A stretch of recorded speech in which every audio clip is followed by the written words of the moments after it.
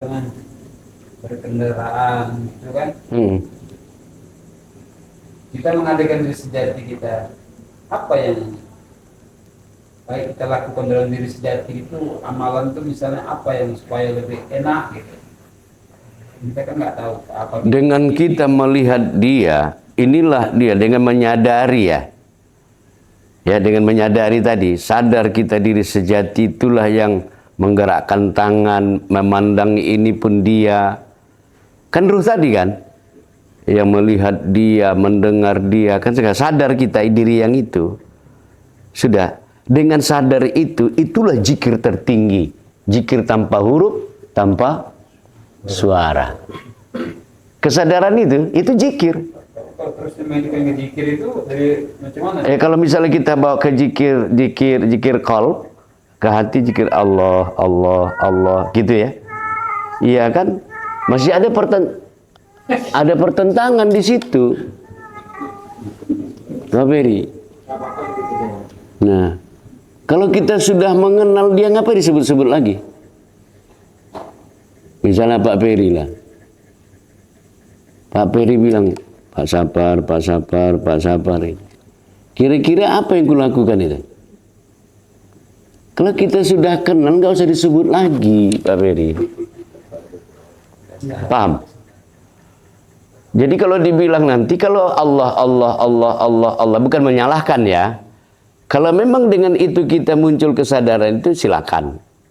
Tapi di atas itu, dengan kesadaran diri sejati itu kan sama dengan mengingat Allah kan?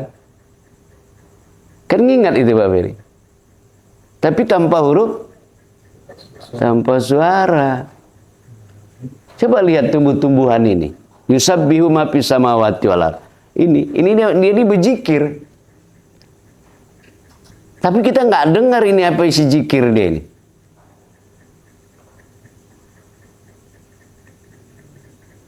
Nah, maka saya katakan, coba sekali lagi pahami secara luas. Jangan kita tergantung terhadap apa yang kita kerjakan, apa yang kita lakukan. Ya, tapi tergantunglah kita atau mengedepankan diri sejati itu. Nah, kalau kita bikin masalah, apa masalah di situ? 1000 kali pun kau sholat. Kan begitu. Tapi tak hadir yang itu, apa gunanya? Iya kan? Tapi Pak petani, tukang, ya pekerja-pekerja, pedagang, tapi ketika dia melakukan pekerjaan itu yang hadir di dirinya. Wah, makanya ada istilah as-sholatu daim. Jadi kita mendapat pahala itu loh. Cuma jangan pula gara-gara itu main catur ya kan. Nah itu di hati katanya. Pas orang sholat dia tak sholat juga. Malah-malah ngejek pula, itu kan nggak paham kata dia pula ya kan. Kalau dia paham, nggak begitu juga menerjemahkannya. Seperti itu.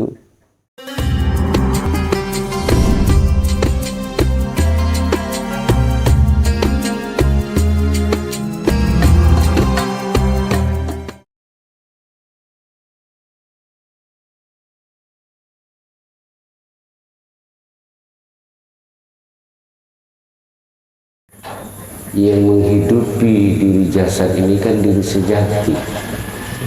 Itulah dia roh yang ditiupkan Allah ke diri.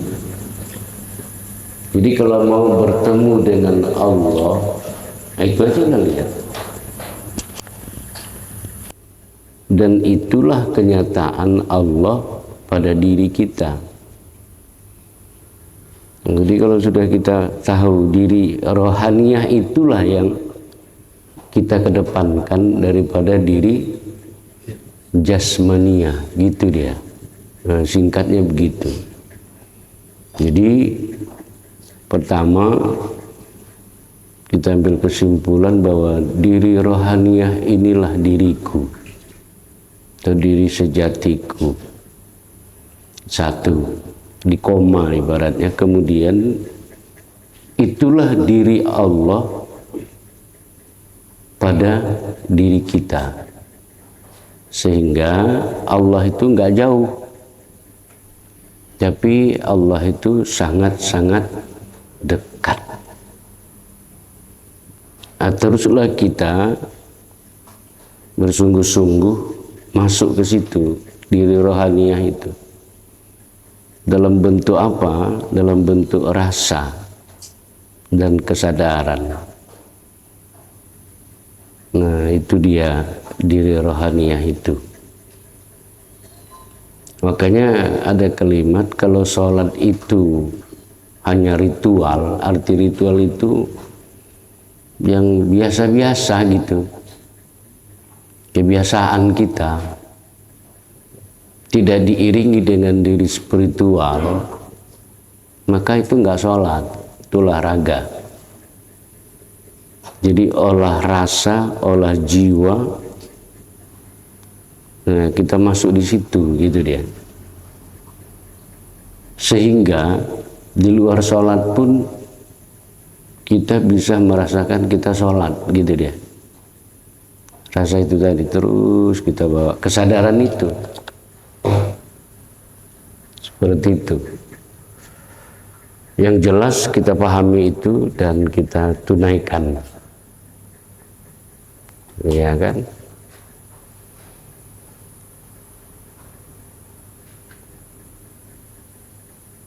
Kelaparan gimana, anak muda?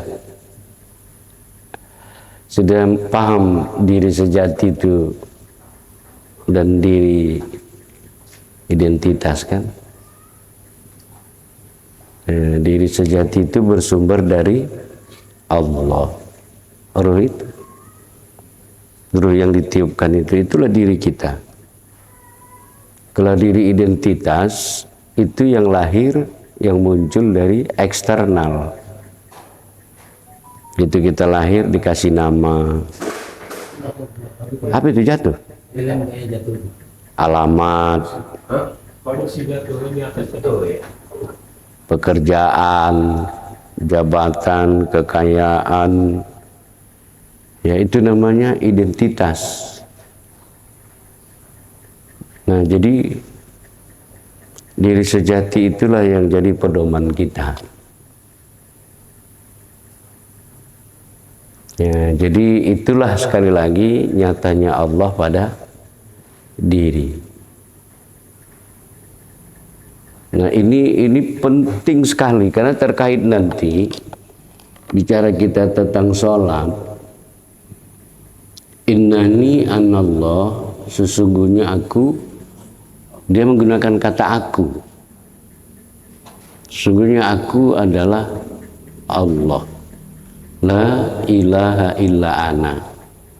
Tidak ada Tuhan selain aku. Fa'budni, sembah kamulah aku. Wa aqimus sholata li zikri, dan dirikan kamulah sholat untuk mengingat aku. Ya kan? Nah, aku yang di situ mana, gitu dia. Maka aku yang di situ itu adalah aku ruh tadi, diri sejati itu. Kalau begitu kita sholat, itu yang kita saksikan, ke situ kita alamatkan. Contoh, begitu kita bertakbir, Allah, kita menumpahkan kalimat itu ke dia, ke diri sejati tadi, Allah. Seolah-olah kita kayak memeluk dia, gitu ya. Kalau difisikkan. Jadi bertakbir itu tidak Allah. Menyebutkan kalau dia itu Allah, gitu dia. Jadi kita membaca pun alhamdulillah ke situ, Rabbil firli warhamni, ke situ semua. Alamatnya ke situ, kita fokus di situ. Jadi jangan lagi sholat itu sampai keluar. Bahasanya kemarin itu kita menyembah Tuhan yang kita ciptakan. Tapi Tuhan yang menciptakan. Maka kita perkecil pelume persoalannya kemarin dengan cara singkat. Allah sudah menunjukkan alamatnya, alamat dirinya ke kita. Fa inni qarib, kalau aku itu bukan di luar, aku itu dekat, kata Allah. Ya, yang dekat yang mana? Itu tadi, itu dia. Nah, ini betul-betul harus, gimana ya maksud saya? Betul-betul kita sama paham, sama menunaikannya, sama rasanya, gitu dia. Jadi tidak ada lagi keluar. Ya, itu perjalanan awal. Nanti sehingga ketika kita nanti fokus, itulah diriku, itulah Allah, artinya apa? Kita sudah esa bersama Allah. Ya, nanti ucapan perbuatan kita hanya merasakan. Contoh ketika kita membaca takbir Allah, yang kita pandang dia itulah yang menggerakkan tangan itu. Gitu. Itu cukup rileks kita melakukannya. Jadi kita baca Fatihah, Alhamdulillahirabbil alamin. Dia yang membaca. Sehingga fisik kita ini hanya alat saja, gitu dia. Betul-betul bisa kita rasakan, gitu dia. Jadi apa namanya, itulah kehusukan. Di luar bahasa itu, itulah meditasi kata orang. Itulah kalau orang Jawa bilang apa namanya itu? Iling. Bukan betapa tuh namanya.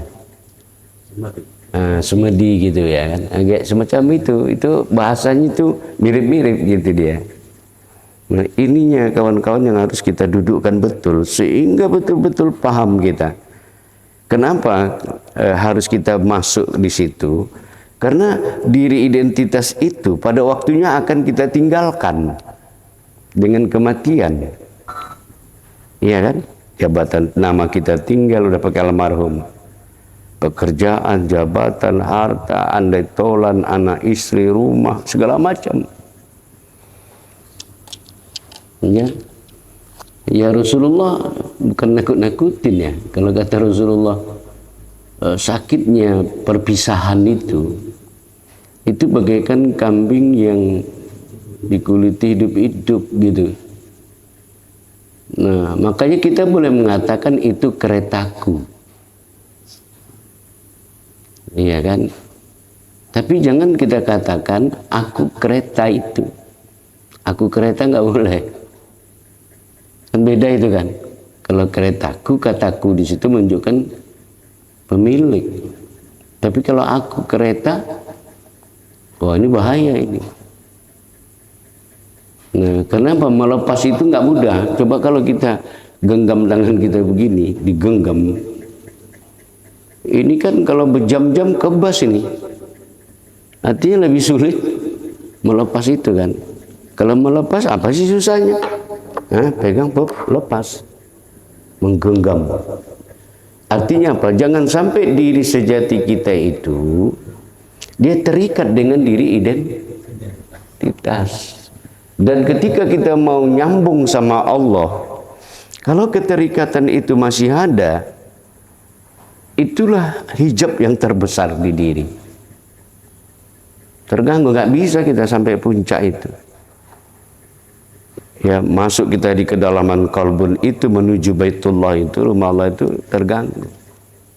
Sedangkan diri kita sendiri, Pak Faisal itu dilepas. Nah, maka melepas diri ini